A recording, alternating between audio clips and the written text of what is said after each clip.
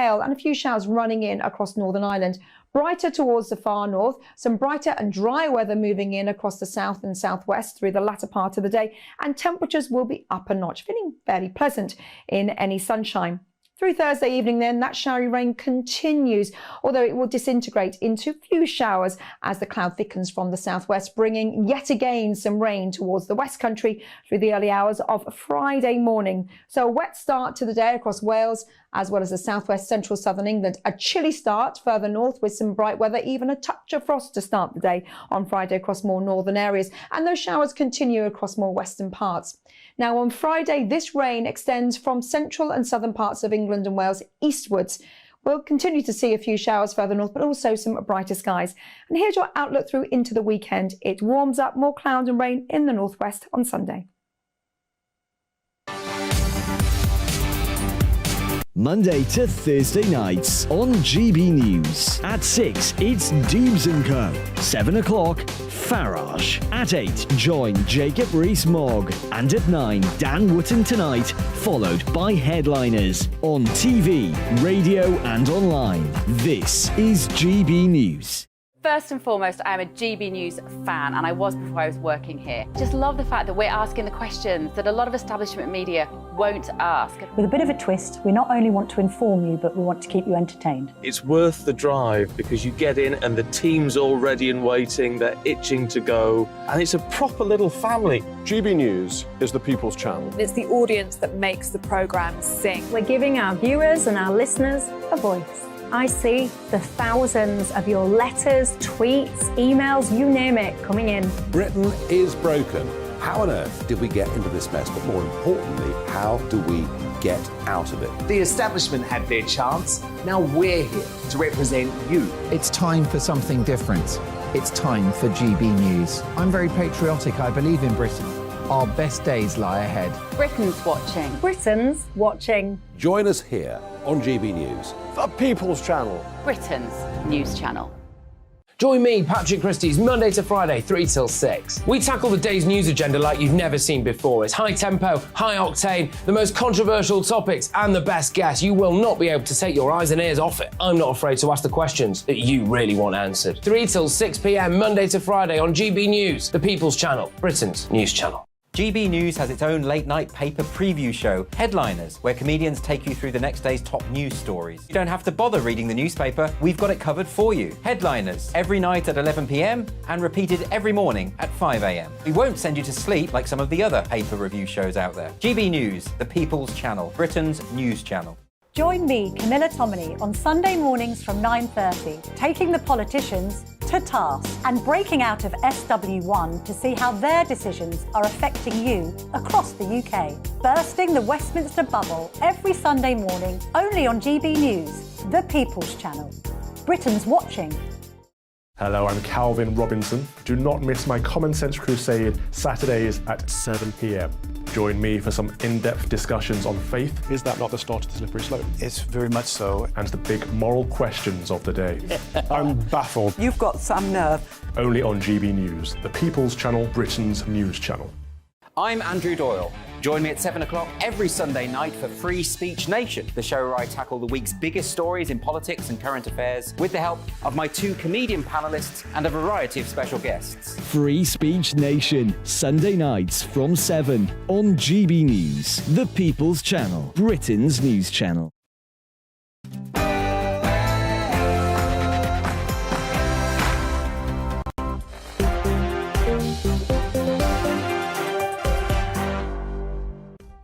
Hi there, it's 6 o'clock. I'm Michelle Dewberry, and this is Dewbs & Co. Coming up tonight, peace is not inevitable. Joe Biden in Ireland, 25 years on from the Good Friday Agreement. Is he the man to help ensure lasting peace? And the widow of the BBC presenter that was killed after having a COVID vaccination says that he has been failed by the government. He started legal proceedings against one of the vaccine companies. Have our government really, I would say, say, treated those people that have been harmed by the vaccines appallingly? Or is it nothing to do with the government? All they did was their best. Your thoughts on that? And the Gollywog dolls, to some, just an innocent part of their childhood. To others, an awful, racist object. Should the police be getting involved in removing them from places or not? And listen to this. Police emergency, what's your location? Hi, I'm in the room. My son's killed someone. Goodness gracious me. Are you a parent? Would you have it in you to shop your kid to the police if they did something wrong? In that case, you just heard, killed somebody. Goodness me. Your thoughts on all of that. But before we get into it, let's bring ourselves up to speed on tonight's latest headlines.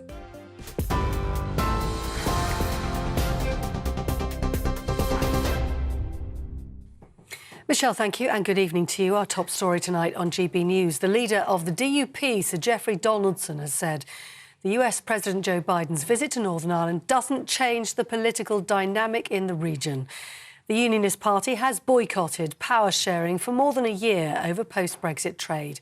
After meeting the Prime Minister in Belfast, the President gave a speech at Ulster University, highlighting the significance of the Good Friday Agreement and praising the Windsor Framework, saying it addressed the political realities of Brexit. Mr Biden has now arrived in Dublin to begin a 3-day visit to the Republic of Ireland. Sometimes, especially when the distance of history, we forget how hard-earned, how astounding that peace was at the moment. It shifted the political gravity in our world. There were no guarantees that the deal on paper would hold, no guarantees that it would be able to deliver the progress we celebrate today. It took long, hard years of work to get to this place. It took a people willing to come together in good faith and to risk boldly for the future. President Joe Biden. Now, the Scottish Government is planning to launch a legal challenge against Westminster's decision to veto new gender recognition reforms. Scotland's Social Justice Secretary says the bill was passed by an overwhelming majority in Holyrood with the support of all parties. Shirley Ann Somerville warning the British government's use of Section 35 risked setting a dangerous constitutional precedent over what she said were devolved matters. Well, Rishi Sunak has defended the move, saying he has concerns over its impact on women's safety. It was a decision that we made after taking very careful and considered advice, and we had concerns, as the UK Government Secretary of State set this out at the time, concerns about how Scotland's Gender Recognition Act would interact with reserve powers, about the operation of the Equalities Act, the protection of women elsewhere in the UK as well, and that's why we took the decision to block the GRR, and obviously if there's a court process, we will follow that through. Now, the BMA has formally asked the government now to enter talks facilitated by the Conciliation Service, ACAS, to help end the junior doctors' pay dispute. It comes after thousands of junior doctors in England walked out for the second of 4 days of industrial action. Downing Street have refused to negotiate unless the British Medical Association abandons demands for a 35% pay rise. The former Health Secretary, Matt Hancock, is being investigated by Parliament's standards watchdog. That's after he wrote to the Parliamentary Commissioner for Standards, Daniel Greenberg, offering more evidence for an inquiry he was conducting into a possible breach of the Code of Conduct. The watchdog will now consider whether Mr Hancock broke the rules by attempting to influence his decision. A spokesman for Mr Hancock has called the investigation a misunderstanding. Now, the government says it will be supporting the FA's bid for both the UK and the Republic of Ireland to share hosting UEFA's Euro 2028 tournament. Hampden Stadium in Scotland will be upgraded as part of the plans, the only Scottish stadium to be included. The bid team says staging the tournament could bring £2.6 billion worth of benefits across 5 nations. Culture Secretary Lucy Fraser wants everybody to be included. I'm very confident that the stadiums will be finished on time, and what we're trying to do is ensure that as many people as possible get the opportunity to see these games, and so those stadiums are stretching across the country, whether also in Scotland, in Ireland, in Northern Ireland, in Wales and in England, and within England across the country. Now, it's been confirmed this afternoon that the Duchess of Sussex will not be attending the coronation of King Charles in May, but the Duke of Sussex will. In a statement today, the palace said Meghan Markle will remain in California with Prince Archie and Princess Lilibet. The announcement follows weeks of speculation following the publication of Prince Harry's autobiography. Weather news and heavy rain and 70-mile-an-hour gusts are forecast for today as Storm Noah ploughs in across the UK. The Met Office saying a heavy chance of rain and thunder across southeast England this evening. Forecasters also saying short-term power cuts likely, as well as possible travel disruption. Batten down the hatches. That's it from me. I'm back in an hour. Now back to Dewbs.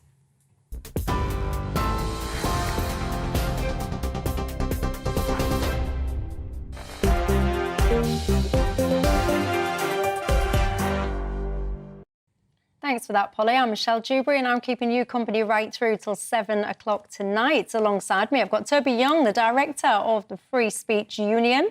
I've got an interesting topic for you today about these dolls that have been removed by the police, by the way, from a pub. Is that really the best use of their time? I suspect that you will have some interesting thoughts on that. My viewers are in touch already. That one has certainly got you guys talking. Alongside him is a man that will definitely get you guys talking, John McTernan, the political strategist, former advisor to Tony Blair, the man that gets a lot of credit, by the way, for the Northern Ireland peace situation. We'll be talking about that in just a second. So give me your thoughts. What's on your mind tonight? Get in touch with me all the usual ways. GBViews at gbnews.uk, or you can tweet me as per usual at GBNews or at Michelle Dewbs. Now, you might have noticed that US President Joe Biden has been a busy little bee, hasn't he, over in Ireland, giving a speech in Belfast, over in Dublin as well. He's met with Rishi Sunak. Apparently, it was a formal bilateral. He's praised Rishi Sunak's new Brexit deal, and he's urged, apparently, Northern Ireland's political leaders to return to power sharing.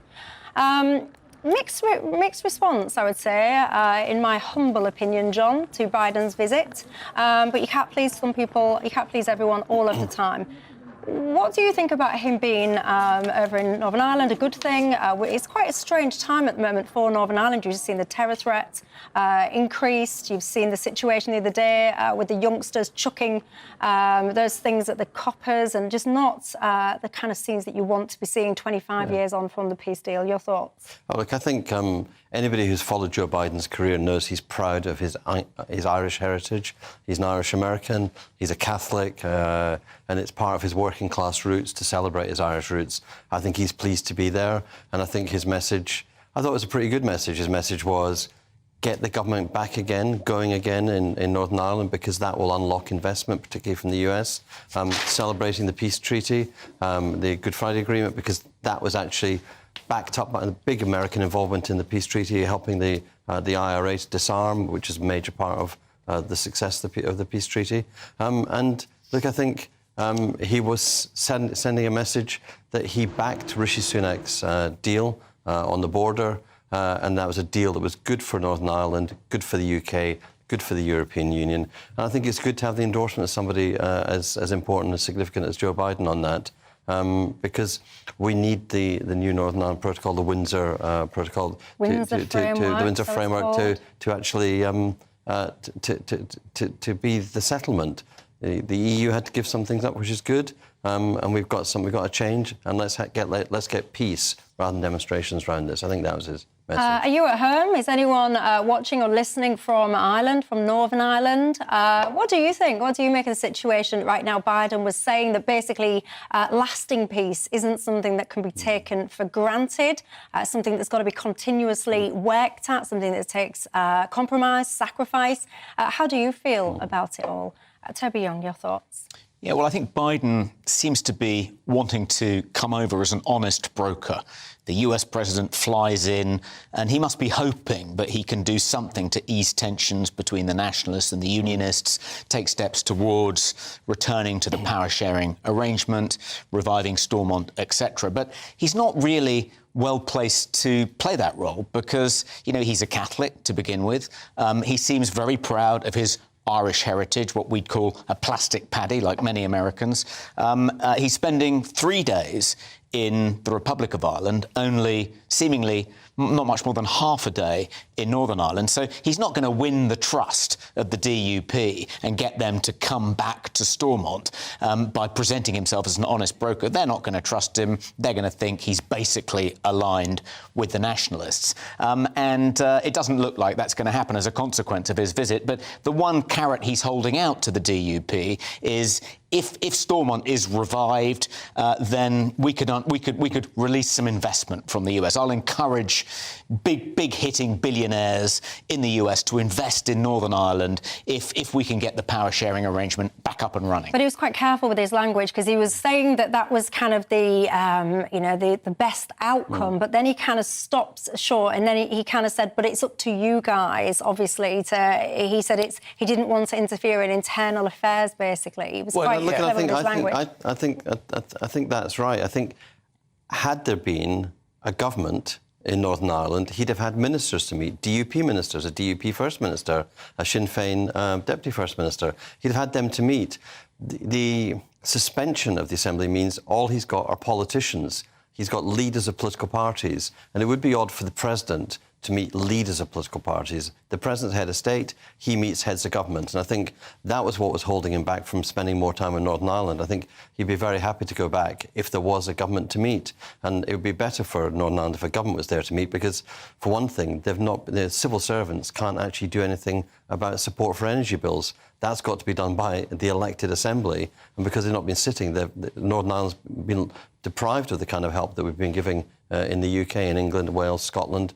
And I think that is a real material difference for people in Northern Ireland, that they don't get the support that we're getting, their share of it. And they're very exposed to the cost of coal for heating. And so getting back on the road, getting that Assembly going, the government going, dealing with welfare issues, cost of living issues, health issues, I think that's really essential. Matt, one of my viewers, says the US should butt out.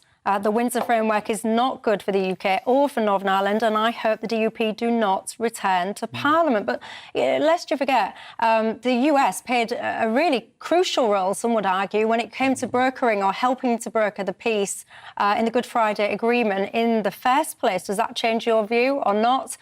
John says, I'm an Irish Brit living in Belfast. I really would love to bang our politicians' heads together and tell them, well, I don't know what this phrase is. It might be a local phrase, but I'm not sure if it's a rude one or not. And because it's tea time, and because I don't quite know what that phrase is, I might...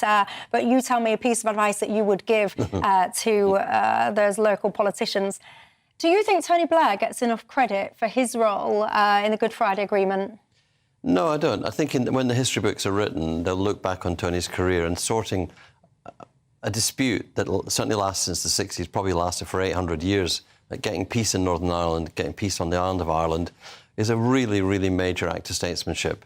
Lots of people contributed. John Major made a contribution, but signing the final deal, that was, Mo Mowlam said, that was where Tony Blair's messianic streak came out. He believed he could sort it. He did bring people together, and he did something that nobody thought was possible. David Trimble and Gerry Adams signing up to something together. So I think, but like knowing Tony, I know he doesn't actually go around going, I don't get enough credit. He thinks that the settlement, the credit really is for the Irish people, because people in Ireland, people in Northern Ireland voted for the peace deal. In the end, it was chosen by the people, and Tony was a facilitator. A great historical moment, and it's sad that there are very few other peace deals that match it across the world. But it has been a good thing, and it has been a good thing to celebrate 25 years with the lack of that sectarian violence, the bombings, the shootings, which were part of my growing up, I think part of Toby's growing up. Yeah, and I was listening to an interview with Tony Blair, actually, I think it was yesterday or whatever, and he was saying, actually, that when you look at global conflicts, actually, these kind of peace deals, they're incredibly rare. And you see, I know I'm going off tangent a little bit, I grant you that, but when you look at the whole kind of Ukraine-Russia thing, and I think it was China that came up with a peace plan, and that was very much quickly poo-pooed, and some would say, actually, when there are your global conflicts, you could take a leaf out of those guys' book and start to have peace as the aim and get those difficult parts of the puzzle around the table. That doesn't really happen. No, they're often very intractable, long-standing disagreements, often stretching back generations. I remember talking to someone involved in conflict resolution, worked for the UN and was, flying around the world trying to negotiate peace deals in various trouble spots. And he said often the only thing which will bring the different sides to the negotiating table with a willingness to negotiate is just boredom with the dispute. It's been going on for so long, it's poisoned generations that they've just fed up with it. They've just a sense of ennui, stalemate. They just want to put it behind them. Similarly, I guess, Rishi Sunak hoping to broker a deal between the Eurosceptics and the Europhiles within the Conservative Party. It's now gone on for so long, and you feel that one of the reasons, the Eurosceptics, for the most part, have embraced the Windsor framework is because they're just so bored of fighting that battle. They want to move on. They can't have that argument again. Do you think that's fair? I think Jonathan Powell, who worked with Tony on the peace agreement and who was my former boss as chief of staff to Tony, Jonathan says conflicts end when both sides, they realise they can't win. Neither side can win. And in the end, neither the British Army nor the IRA could win the battle on the streets, and so they came to a settlement. That's one of the hard things about Russia-Ukraine. Russia thinks it can win. Ukraine thinks it can win. There will be a point when they both get to a stalemate, and it can take a long time. Look, the Iran-Iraq war went on for over a decade, just grinding. That war could be going on for a very long time, and the entrenched attitudes, Ukraine and Russia used to be so close together, speaking the same language most of the time. And the division that's caused by conflict takes a long time to heal, and it does take leadership. It takes, if Benjamin Netanyahu was a different figure, more like David Trimble, then maybe there'd be movements in Israel. But some politicians like the power of the conflict to drive their politics. That's why it seems very hard to ever get everything aligned to get to a peace deal. It is, as Toby said, people giving up, people getting tired, a new generation coming through. This was achieved by actually an existing generation, I think. I've got people rattled at home, that is for sure, by mentioning Tony Blair and how much credit he should get for the Good Friday what's they done with Dewbs? Agreement. People are shouting. You're shouting at me. It's coming through on my inbox. You're saying, how dare you try and cover Tony Blair in glory? What about Iraq? That's what people are asking me. A lot of my viewers think that Tony Blair should be in prison, quite frankly, John. Do you agree with that? Well, no, of course not. And they can never specify the law he broke. There isn't any case for him. We had a parliamentary vote on Iraq. The whole of there was like 400 MPs voted for going to war, not just one, the Prime Minister. Simon just said, Michelle, you keep saying it was all about peace, but am I right in understanding, they ask, that murderers were released as part of the deal? Yes, you are quite right. Prisoner release was one of the components, and I think it's fair to say that that was one of the most contentious components of that Good Friday Agreement, that they did have to release prisoners. It certainly divided opinions. There was disarmament as well. There was some stuff around the police as well, those kind of things. It certainly was not a simple deal to broker. It took years. And of course, it came after 3 decades of fighting as well. Right, so let me know your thoughts. GB Views at gbnews.uk is how you can reach me on Twitter if that's your thing. You can get me there at Michelle Dewbs. Now, when I come back, what I want to talk to you about is a man who lost his wife due to COVID vaccine complications. He has launched legal action now against AstraZeneca. He says that the government is basically letting the people down that have been vaccine injured. Is he right or not? See you in 2.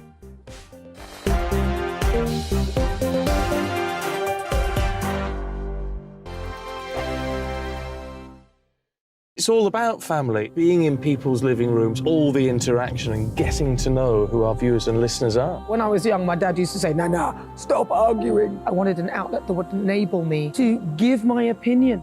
People are going through a really hard time right now, and I know that you don't feel like you're being listened to by the establishment. I came to GB News because it's the People's Channel, and I want the audience to have their say on the events of the day. We're dynamic. We do something different. Democracy shows that the wisdom of the nation is in its people. I get to travel to find out what the story is from a personal perspective. The British people aren't fools. We know when we're not being told the full story. We've got to work out how Britain moves forward from this. It's the best country in the world. The establishment had their chance. Now we're here to represent your views. Britain's watching. Britain's watching. Britain's watching. We're proud to be GB News. The People's Channel. Britain's news channel. Hello, I'm Michelle Dewbs, and you can join me every weekday 6 till 7 on Dewbs and Co. You're an inspiration to us all. Clip that bit up. Well, you are. That's my ringtone. My political ambitions those days are gone, I can tell you. She's only teasing. Go on. He's probably going to want to lay down now. I'll give him 2 minutes to have one. Let's respectfully disagree. That's what we like on Dewbs and Co. Come and join us. GB News, the People's Channel. Michelle Dewbs, weekday evenings at 6 o'clock.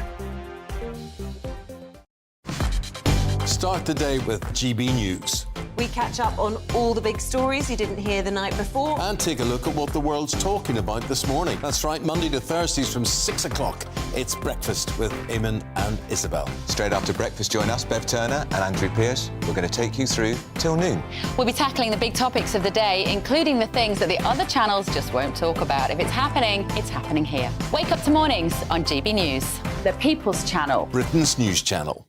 I'm Simon Evans. Join me on GB News for Headliners at 11 p.m. What's the scoop? I'll be joined by 2 of the country's top comedians. That's right. As we take a look at tomorrow's newspapers tonight. We're going to get into trouble. If it's a big story, we'll be covering it. Spill some tea on him. There we go. But we'll also have some fun. I wouldn't stick up a bank.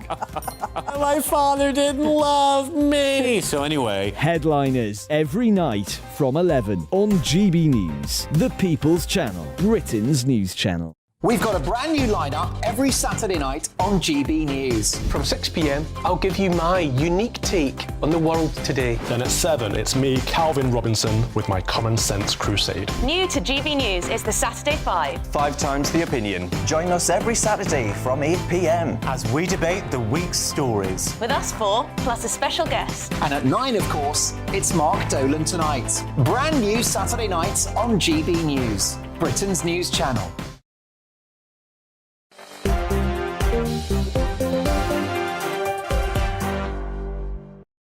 Hi there, I'm Michelle Dewbs, and I'm keeping you company right through till 7 o'clock tonight. Keeping me company, Toby Young, the director of the Free Speech Union, and John McTernan, a political strategist. Mike has been in touch on Twitter saying, can you ask John if he'd be quite so positive about Biden's visit if the president in question was in fact Trump? If the president in question had said what Joe Biden has said, then I'd be happy with it. The American president comes to Northern Ireland as a guarantor, in effect, of the peace process, a guarantor of the Good Friday Agreement, and offering, basically America's support because of the 40 million Irish Americans.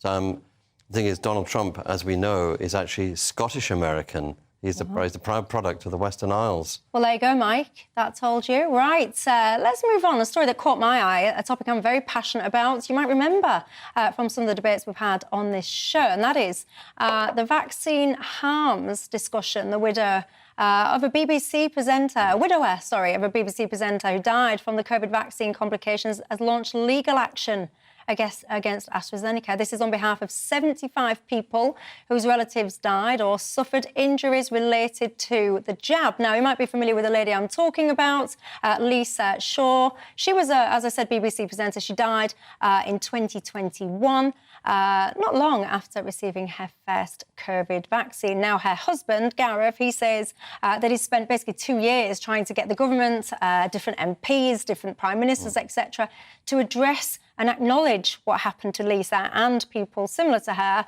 And he feels like now he's got nowhere to go. This is the last step. What do you think, John? It's a tragic case. It's incredibly rare. 1 in 2 million, I think, is what the news reports are saying. But that is no succor to somebody who's lost their wife.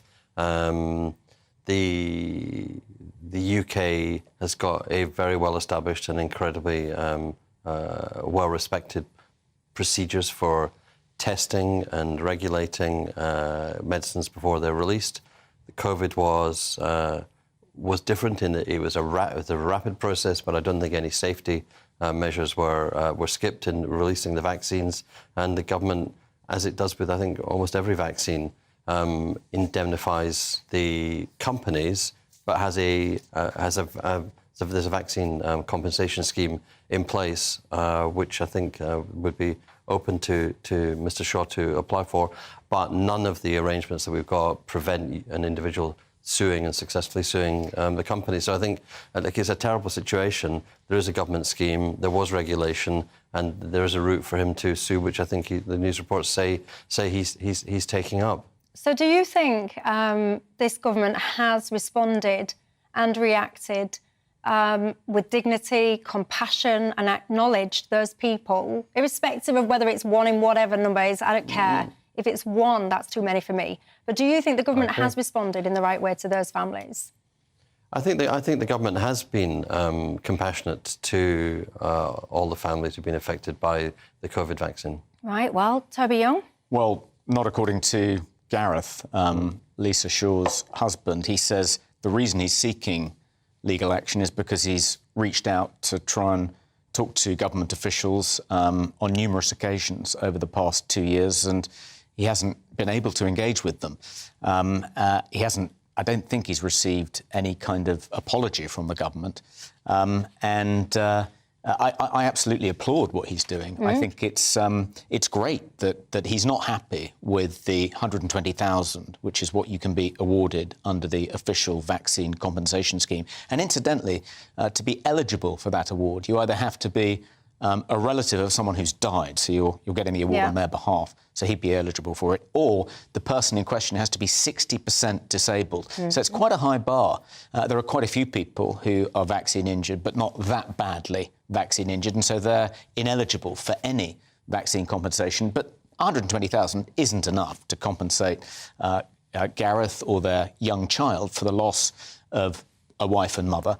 So he's suing AstraZeneca. And as John says, you can sue AstraZeneca. It's just the taxpayer has to pick up the tab if he's successful, because the British government has indemnified the vaccine manufacturers. But the reason I think this is good is not just because he deserves more than 120,000, but because the government needs to be held to account, because it was complicit in the underestimation of the risks associated with taking the mRNA COVID vaccines, as well as the overselling of them, as well as various incentives put in place to try and induce people to get vaccinated, such as, in vaccine passports, sacking people who weren't vaccinated who worked for care homes and the NHS. So I think they clearly made a number of mistakes, and if we can make them pay a price for making those mistakes, they're less likely to make them again. I completely agree.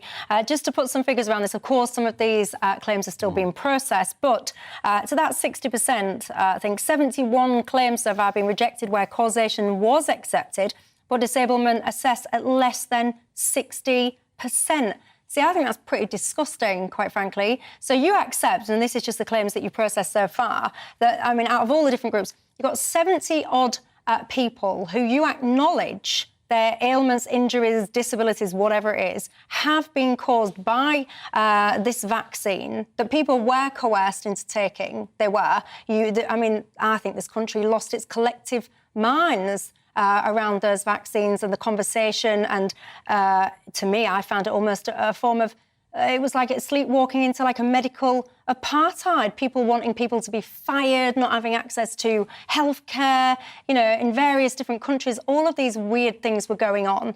And I think it's appalling that you can roll your sleeve up, do what you think is the right thing, and then your government will turn around to you and go, you what, you've only lost the use of one of your legs. Nah, sorry about that, mate. That's not 60% disabled, off you go. Well, the treatment in our welfare system of people with disabilities is shocking and appalling. The level of benefits that are paid and compensation that's paid under Social Security is appallingly low. The compensation scheme that the government have set up here reflects the fact that it's a government that is incredibly mean towards people with disabilities. We're seeing this in the mercifully small number of cases in relation to the COVID-19 vaccine. But the general case, that we should spend more on welfare and support for people with disabilities. I absolutely agree with you. Yeah, but to me, they're two different things. I think that obviously being disabled, it's tragic, and all the rest of it goes without saying.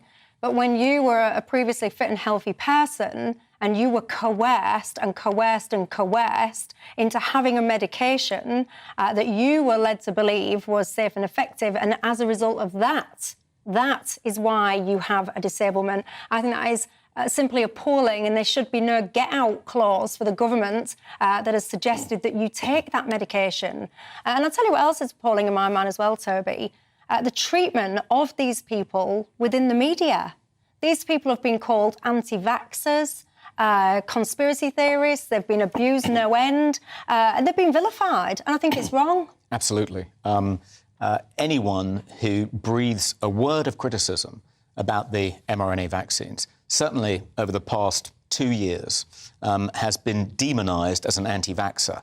And you can say until you're blue in the face, I'm not an anti-vaxxer, I've been vaccinated, my children have had the MMR, but I just think the COVID mRNA vaccines were oversold and the risks of taking them were underestimated. You say that, which I think is a perfectly reasonable, defensible, evidence-based point, and you're automatically branded some kind of hysterical anti-vaxxer who belongs on a crazy demo with Piers Corbyn. And it's disgraceful the way the media has not been prepared to discuss this in a grown-up way and give the time of day to people who have a reasonable case to make against the risks associated with taking these vaccines in contrast to the benefits. Yeah, and I do. My heart goes out to all of those people that have been affected by this and that still fight to be recognised, acknowledged and all the rest of it. I cannot imagine what they must be going through.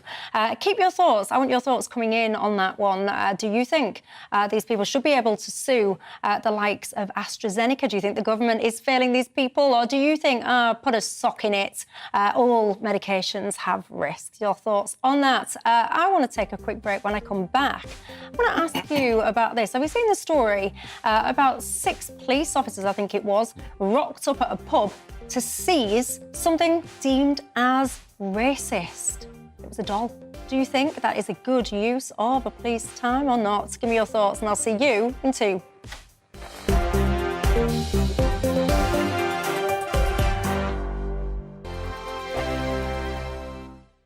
I joined GB News because I was sick and tired of not hearing my views being represented, not just mine, but so many people that I knew and spoke to. I just couldn't get my voice out there. I couldn't say anything. I couldn't do anything. Whatever the narrative was, I kind of had to follow it. GB News is there to provide a voice for those who have been ignored by the establishment media. We think different things. We've got a different style. GB News is here to be optimistic and positive about the future. It's real kind of dynamic and flowing, with the audience very much at the heart of it, like a big family.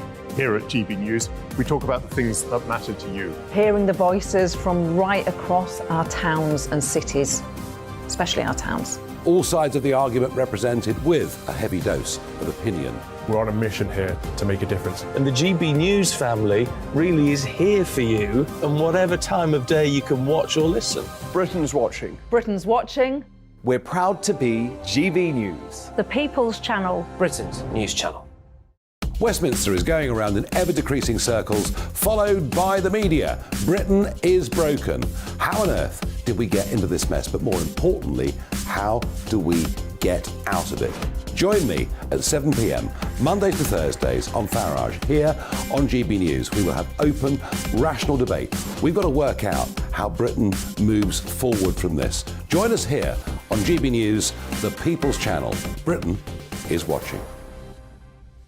You've probably seen politicians interviewed 1,000 times, but we do it differently. We find out who they really are, we don't shout, we chat, and hopefully we bring a bit of light, not just heat. Did you know Kate Moss? Apparently.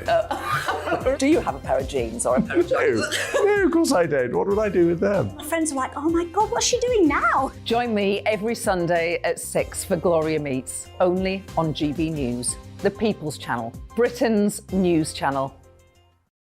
I'm Jacob Rees-Mogg, the Member of Parliament for North East Somerset and a former government minister. For years, I have walked the corridors of power in both Westminster and the City of London. We need to have the arguments, the discussions on how we make it better. Crop failures, famine, war, suffering on a scale completely unimaginable. We are putting the cart before the horse. As Charles I said at the scaffold, he was the true defender of liberty. Yeah, I've completely derailed the conversation. Join me Monday to Thursday at 8 p.m. on GB News, Britain's news channel. I'm Mark White. As GB News Home and Security Editor, I cover those key issues that are so important to you. Our authorities, our communities doing all they can to combat violent crime. With the public services under unbearable strain, why are we still failing to control our borders? Defence, the first priority of any government, has been continually hollowed out. Can we trust our politicians to protect the armed forces? Join me, Mark White, on GB News.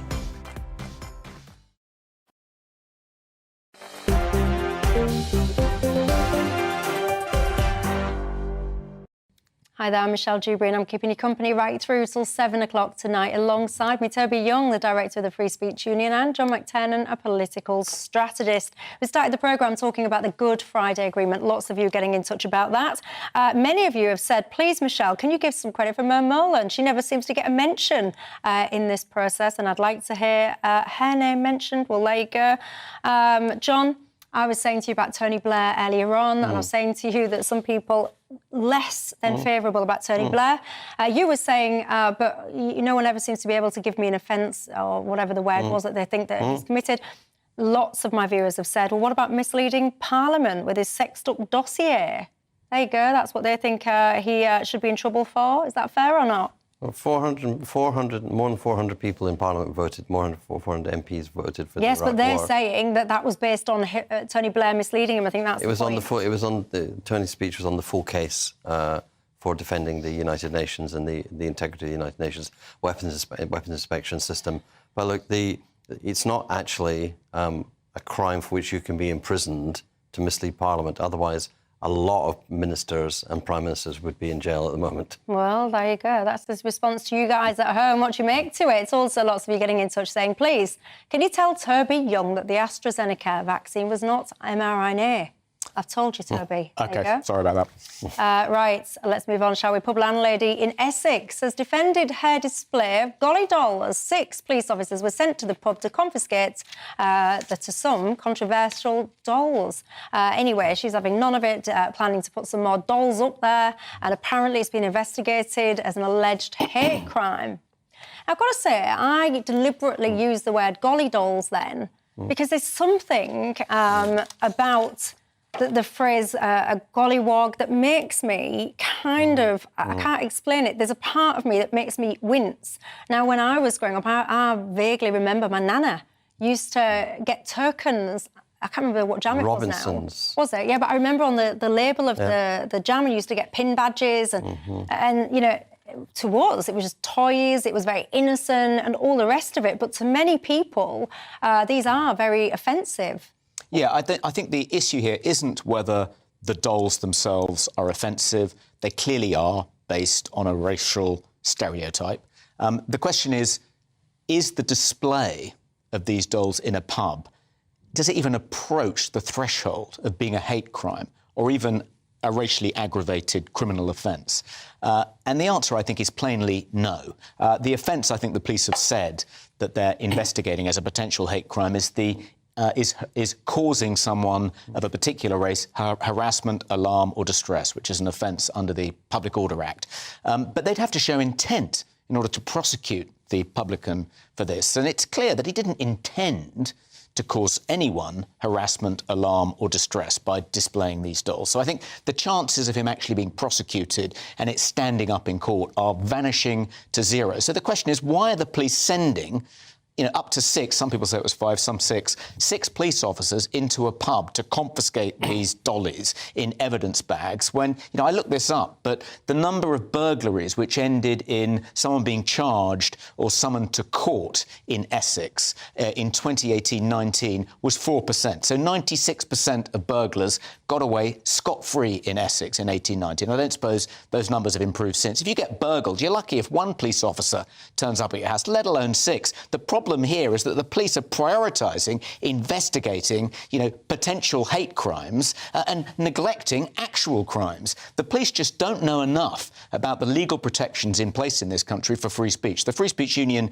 FOI'd all the police forces in England and Wales a couple of weeks ago. We published our report. Turns out that the overwhelming majority received no training at all when it comes to the free speech protections incorporated when the Human Rights Act incorporated the European Convention on Human Rights. Article 10 protects free speech. There are common law protections in place for free speech. The police know nothing about this. All the training they receive is about diversity, equity and inclusion, protecting the feelings of various oppressed minorities. So, of course, they waste their time pursuing these vexatious complaints, which are never going to result in prosecution. We see it over and over again, and neglect solving basic crimes, which is one of the reasons people are so fed up.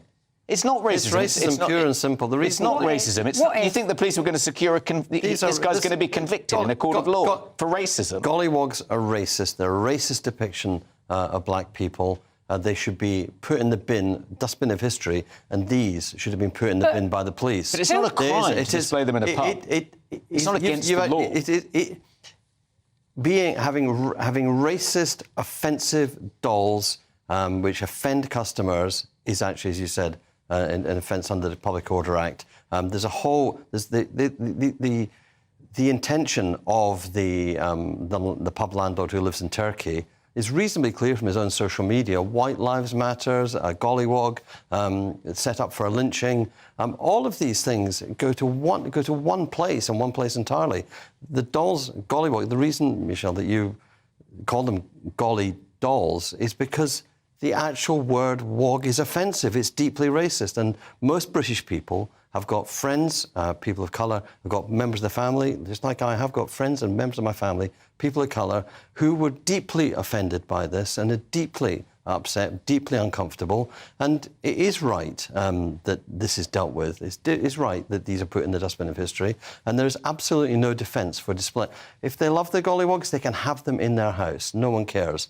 But having them in their pub is making a statement about who should be and who shouldn't be in a pub, and that is actually a matter of public policy.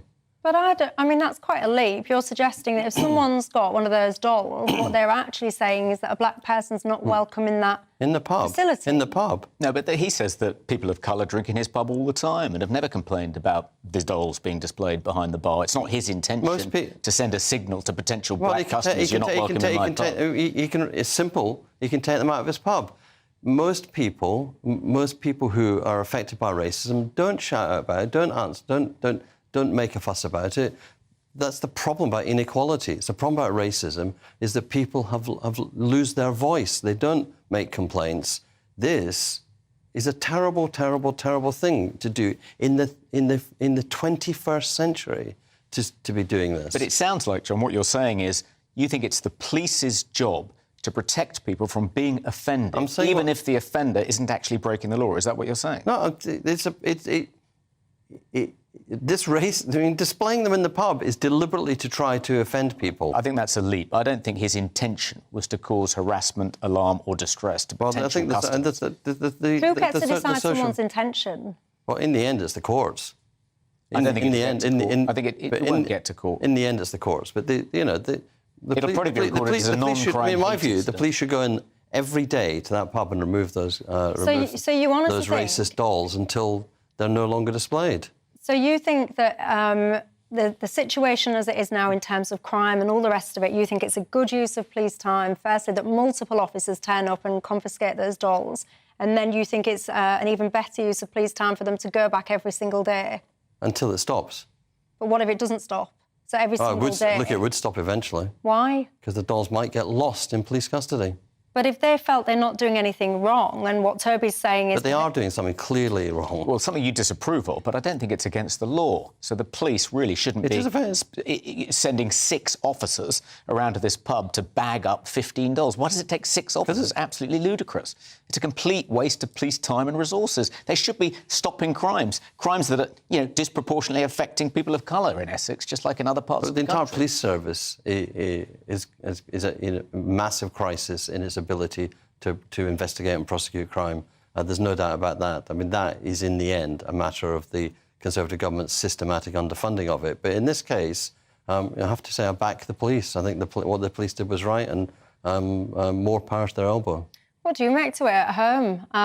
Different opinions there. Who do you agree with? Or, frankly, neither? Do you think something completely different? Get in touch with me. Let me know your thoughts. gbviews@gbnews.uk is my email address. When I come back, I've got a very simple question for you so you can ponder it over the next couple of minutes. Are you a parent, a grandparent, whatever? Would you shop your child, your relative to the police for killing someone? See you in 2.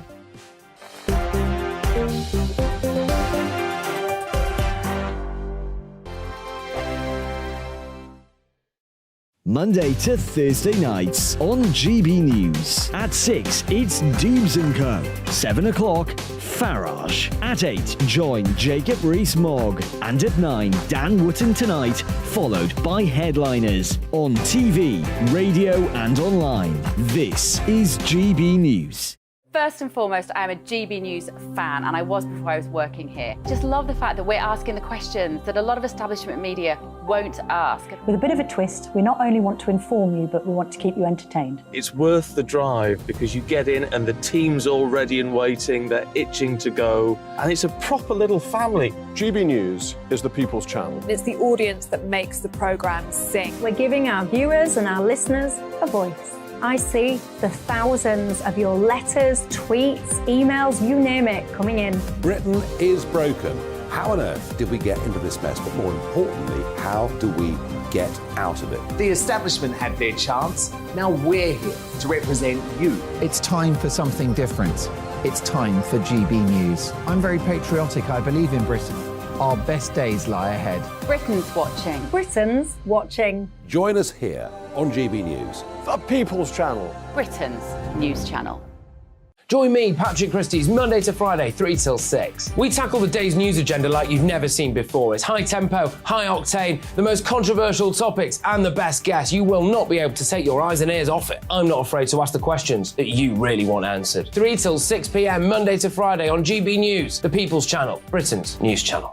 GB News has its own late-night paper preview show, Headliners, where comedians take you through the next day's top news stories. You don't have to bother reading the newspaper, we've got it covered for you. Headliners, every night at 11 p.m, and repeated every morning at 5 a.m. We won't send you to sleep like some of the other paper review shows out there. GB News, the People's Channel, Britain's news channel. Join me, Camilla Tominey, on Sunday mornings from 9:30, taking the politicians to task and breaking out of SW1 to see how their decisions are affecting you across the UK. Bursting the Westminster bubble every Sunday morning, only on GB News, the People's Channel. Britain's watching. Hello, I'm Calvin Robinson. Do not miss my Common Sense Crusade, Saturdays at 7 p.m. Join me for some in-depth discussions on faith. Is that not the start of the slippery slope? It's very much so. And the big moral questions of the day. I'm baffled. You've got some nerve. Only on GB News, the People's Channel, Britain's news channel. I'm Andrew Doyle.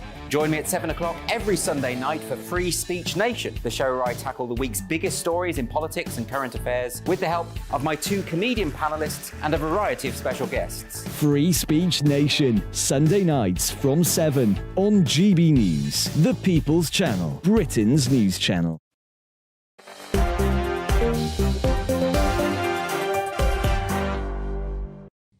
Hi there, I'm Michelle Dewbs. I'm keeping you company right through till 7 o'clock tonight. Toby Young, the director of Free Speech Union, is here, as is John McTernan, a political strategist. Lots of you guys getting in touch. One of my viewers, I've lost your name now, but I think it was John. You just saying Michelle has lost her mind. She clearly hates the Tories, and that's why she's having a dig about the vaccine injured. What I would say about to that is don't be so ridiculous. I care about those people that chose to have a vaccine and then have just been ignored, called names and all the rest of it. If it was one of your family that had been affected, you'd be saying thank you to me, quite frankly, because those people have been treated appallingly. The doll situation has divided you guys massively, I have to say. David says, as a former police officer, how embarrassing and a massive waste of personnel to send 5-6 officers to remove dolls when, if it was a serious crime, you'd be lucky if 1 officer turned up. Sadly, the police no longer do the job that they're supposed to do. which is why perhaps the country is in one of the states that it is. I'll have some of your response, more of your response in just a few minutes. But for now, listen to this. It really is. Put goose pimples on my arms. Take a listen. Police emergency, what's your location? Hi, I'm in Froome. Okay, what's happening? My son's killed someone. Okay, all right, okay. Can you tell me where? It was at Radstock earlier. He's just come back. I've just found out he's in my house now, but I can't let him go anywhere. Does he know you're on the phone? Yeah, he's here. I've told him I've got to do it. When you injured that guy in the red top, what happened to the knife? The knife? I tried to straight away. You chucked it? Honestly, that does. It sends goose pimples. The case, if you're not familiar with it, that was the actual 999 call that a mum made. Her son, who was then 18, got involved in an altercation. Some of his friends were in a spot of bother, and he went to assist, and he, rather foolishly, some would say, grabbed a knife and ended up killing a boy that was 16. He has been sentenced now. He got life with, I think it was a minimum of 21 years. There's no winners in this case whatsoever. But it just got me wondering, are you a parent, John? Yep. Would you turn in your child under those circumstances? Yep. Would you, without hesitation? Yeah, murder's wrong. The thing, actually, one of the parents of one of the boys that killed Jamie Bulger, she persuaded her son to confess to that murder. It was very important. She said she'd always love her child. I would always love my child. I always love my sons. But you cannot cover up a crime like murder. And what you have to do is report. You have to report them in. You have to call the police, and you have to work with your child and with the system to ensure that they are rehabilitated. Because you have to get punished for crime, but we have to have belief that people can be rehabilitated. And I definitely have to have that belief about my child. If this was my child, it would break my heart, though. Absolutely break my heart. Yeah, I mean, just listening to that, goose pimples. I mean, I don't know any of the people involved, Toby. Yeah, well, unquestionably, what this woman did was the right thing to do. And I have 4 children, and I hope if I suddenly found myself in the same situation, I don't think I'd call the police and get my son to confess on the phone. I think I'd try and persuade my son, if he was 18, to turn himself in, and I'd hire a solicitor, and the solicitor would go with him when he turned himself in. You don't want your child to incriminate themselves, without, intending to, in a conversation with, a 999 operator. But that's unquestionably the right thing to do. I suppose the question is, would you do it? Would the love you have for your child trump your sense of civic duty? I mean, I think it was Ian Forster said that it was better to betray your country than betray a friend. I've always disapproved of that, and I always admired Michael Gove for fighting for Brexit, even though it meant destroying his friendship with David Cameron. He put his country before his friend. But it's difficult. It's difficult when you find yourself in that situation. You hope you do the right thing, but you don't know. Yeah, I mean, Michael says, what a brave woman to tell the police about her doing that. Stories like this, for me, you should use these as examples to young kids, because so many people, in the heat of the moment, they are wandering around and using knives. And often, when you actually find out the details of the case, it was over something so ridiculous and silly. And then not only is the life of the victim gone, that's been snubbed out, the life of the perpetrator, who perhaps hasn't done this premeditated thing, just got in the heat of the moment. So many people have been, hundreds of people affected by this problem. It's just such a shame. You talk about rehabilitation, by the way, and then you mentioned those James Bulger murderers. I mean, those disgusting human beings. I don't think they should ever see the light of day again. Those 2 people that tortured and murdered young James Bulger. I don't even like to use those people in the same breath as this lot. Anyway, credit, I suppose, to that mother of that kid. It was really hard to do so, and I think that has divided opinion with you guys, whether or not you'd be able to do it. It sounds good, but when push comes to shove, would you be able to? I'll leave you to ponder that one for the night. The doll topic has got you debating, I should put it mildly. Look, chaps, that's all I've got time for. Thank you, everyone. I'll see you tomorrow. Hello there, I'm Greg Dewhurst and welcome to your latest broadcast from the Met Office. It is gradually going to turn calmer over the course of the next few days into the weekend, but still some strong winds and heavy rain there over the next 24 hours as Storm Noah slowly eases and moves away. Another system moves across southern areas on Friday, but then into the weekend we should see a ridge of high pressure starting to build, allowing it to get warmer and less windy too. So out there, it is a windy evening to come. Outbreaks of showery rain, heavy at times, some snow over the high ground across northern England and Scotland too. Showers easing overnight, some clearer spells developing.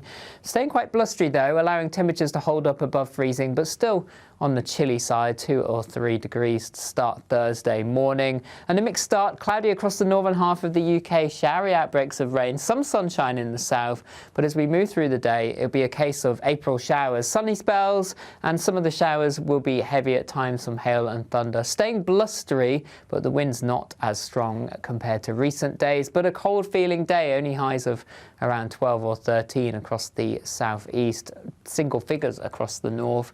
Into Thursday evening, showers continue, though they tend to lose their intensity, and we'll continue to see some clear spells. Cloud thickening, though, during the early hours across the far southwest as that next weather system approaches.